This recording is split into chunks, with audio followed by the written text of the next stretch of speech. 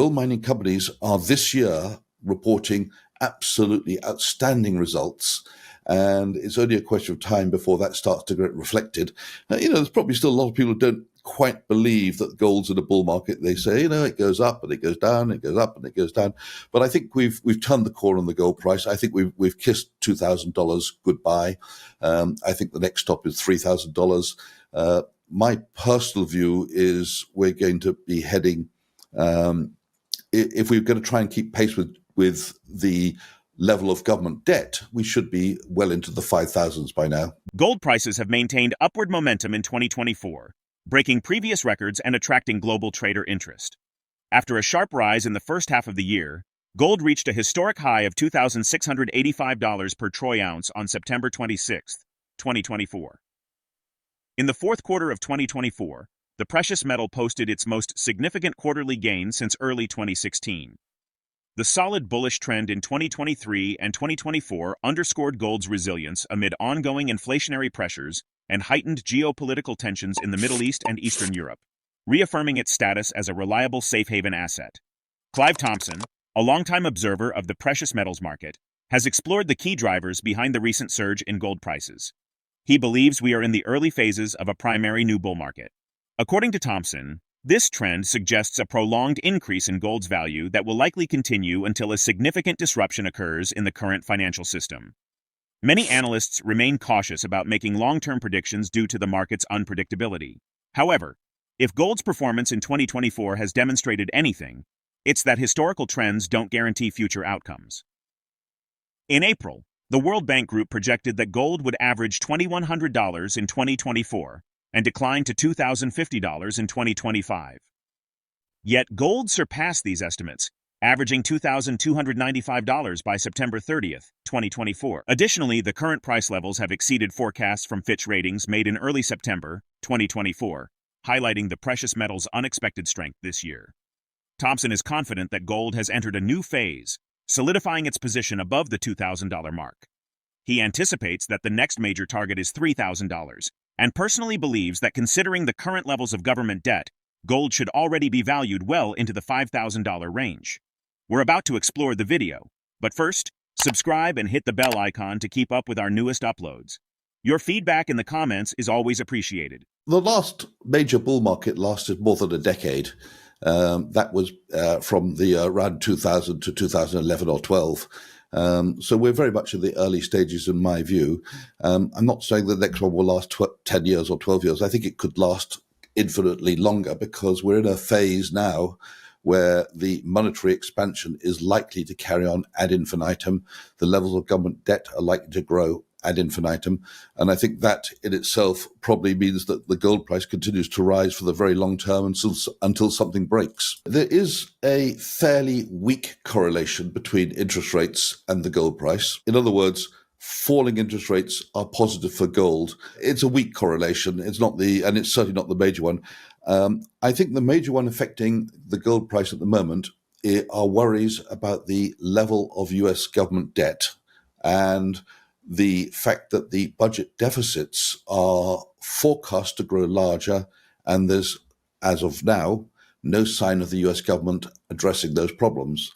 To solve it, they would need to have a mixture of raising taxes and lowering costs. And of course, the political will to do either of those is not very high.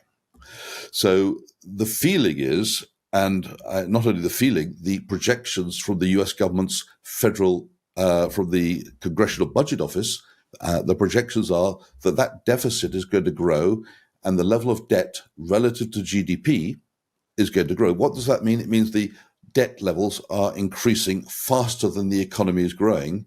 And that means that it's in an unsustainable situation. And it's not just me saying that. We have very venerable people like Jerome Powell who've said this is unsustainable. I won't go into the long list of people who've said it, but everybody who's in the know basically knows it can't continue like this because at some point something breaks and then all hell breaks loose. What we've had is rotation out of gold mining stocks into the, let's call it the Mag 7 for simplicity, and people are chasing hot stocks. At some point, the mining stocks will be the outperformers. We're not there today, but at some point they will be. And when that happens, I think we'll see that money coming back into the mining stocks, propelling them much higher. One of the problems the mining sector has faced is rising costs. In the last couple of years, we've seen the cost of mining rising by something like 35%. That's since 2020. And the reason for that is mainly labor costs going up. But of course, with the gold price rising much more than that, we've got this leveraged effect on bottom line. So gold mining companies are this year reporting absolutely outstanding results. And it's only a question of time before that starts to get reflected. There's probably still a lot of people who don't quite believe that gold's in a bull market. They say, it goes up and it goes down, it goes up and it goes down. But I think we've turned the corner on the gold price. I think we've kissed $2,000 goodbye. I think the next stop is $3,000. My personal view is we're going to be heading, if we're going to try and keep pace with the level of government debt, we should be well into the 5,000s by now. The United States is on a fiscally unsustainable path, with the national debt reaching levels not seen since World War II. Projections indicate that annual deficits will keep growing in the years ahead due to a persistent mismatch between government spending and revenue. The Congressional Budget Office, CBO, expects federal spending to increase from 23.1% of GDP in 2024 to 27.3% by 2054. Based on its latest long-term outlook. In comparison, revenues are forecast to rise modestly, from 17.5% of GDP in 2024 to 18.8% by 2054. This gap suggests that deficits will continue to expand over the coming decades. Clive Thompson highlights that holding cash is a losing strategy, as rising government debt levels and an expanding money supply are outpacing the interest earnings on savings. He recommends that everyone keep some physical gold and silver coins at home as a safeguard. According to Thompson, the primary factors driving the gold price are the unsustainable debt and deficits in Western economies, which are expected to grow even faster in the coming years. He believes that this mounting debt bomb will eventually trigger a surge in gold prices when it inevitably bursts. Now let's redirect our attention to a video. You want to protect your place in the wealth chain. So, we've got the people at the top of the chain, the billionaires, then the millionaires, and then the people who've got 100,000, then people who've got 10,000, then the people who've only got 500 quid. Whatever you've got, you don't want to be going backwards, relatively speaking. And the one sure way to go backwards is to hold cash, because the money and the level of debt is being inflated at a much faster rate than you're earning interest. So even if you're getting 5% on your money, the level of government debt is being increased by 7 or 8% a year and rising. That's going to go faster. So you're going backwards, and that's before you've paid your taxes. Realistically speaking, the place to put your money, the place not to put your money is cash or bonds. You're not going to go forwards with those assets. You'll go backwards. If you want to preserve your wealth and save for the long term, you need to be in other things. And that also depends on how much your wealth is. For the average Joe, he might not be very sophisticated. He might not know much about stock markets or other things.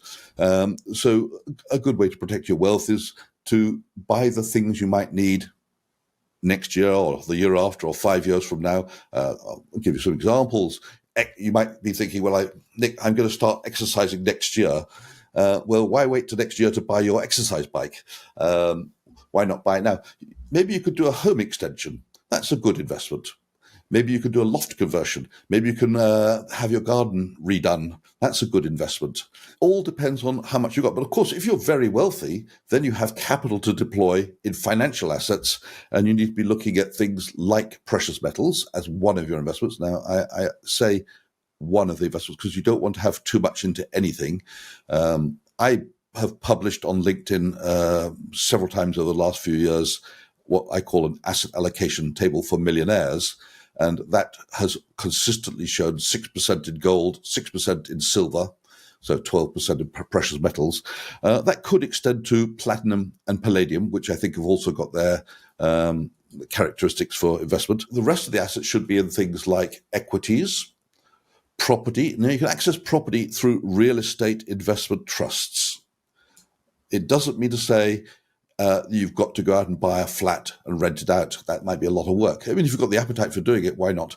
But for a lot of people, they say, I don't want the trouble and the taxes which come with owning a piece of real estate, and then I've got to deal with the tenants and all sorts of things can go wrong, like repairs and so forth. If you don't want any of that, you buy a real estate investment trust, which will invest in a particular category of property. It might be investing in apartments, it might be office blocks, it might be hospital, medical facilities, it might be shopping malls. But each real estate investment trust has got its own particular theme. And so you have a lot of choice as to which one you invest in. Another thing you invest in is anything which is tangible. And now I like, if you've got enough money, and not everybody's got the sort of money that's required for this, but private equity is a good investment. And you do that through a collective scheme. If you haven't got enough money to go in for one of these so-called limited partnerships, you can always buy the private equity companies which are quoted on the stock market. And then, of course, there's a range of financial instruments from different types of funds. There's structured deposits, there's hedge funds. I'm not a big fan on those sort of things, so my exposure to structured investments and customized investments and hedge funds would be very low. But as a diversification point, it's not a bad idea to have some of those, so you don't have everything riding in the same direction. And other things you can do, if you have a mortgage, you can think about reducing your debt. That's a good investment, because don't forget, on a mortgage, you might be paying 7% interest, but you're not getting any. I don't know about some countries, you might get tax relief, but in many countries, they don't give you any tax relief for the interest you're paying. Where else can you get an investment which is worth 7% tax-free? Answer: the only place is to pay off your mortgage or your credit card debt. Of course, you should pay your credit card debt if you have one before you pay your mortgage. I think those are some ideas. And in terms of gold and silver, I think it's a good idea for everybody to have a few gold and silver coins at their house. Perhaps your first stop should be the old silver coins of the realm. So whichever country you're in, they used to have silver coins. All countries did before a certain date. You can go to dealers and buy these bags by the kilo. A kilo doesn't cost much. It's less than $1,000 anyway. You can check with the dealer. But if the world gets into a crisis situation, the currency fails, or nobody wants to take your currency, hyperinflation, then of course your gold and silver coins are going to come in very useful. Gold has delivered strong performance in recent years, but its future will be influenced by a range of factors, both within financial markets and beyond, including economic and geopolitical developments. As a traditional hedge against inflation, gold tends to hold its value even as the purchasing power of fiat currencies declines. If central banks effectively manage inflation through tightening monetary policies, demand for gold could diminish, potentially leading to a drop in prices. On the other hand, if inflationary pressures persist, gold's appeal as a safe haven asset may continue, potentially driving its price to new peaks. Do you see gold maintaining its status as a hedge against inflation? Or are there other assets that could serve this purpose better? Drop your comments below and let us know what you think. If you found this video helpful, please like it and subscribe for more. We're grateful to have you with us on this journey.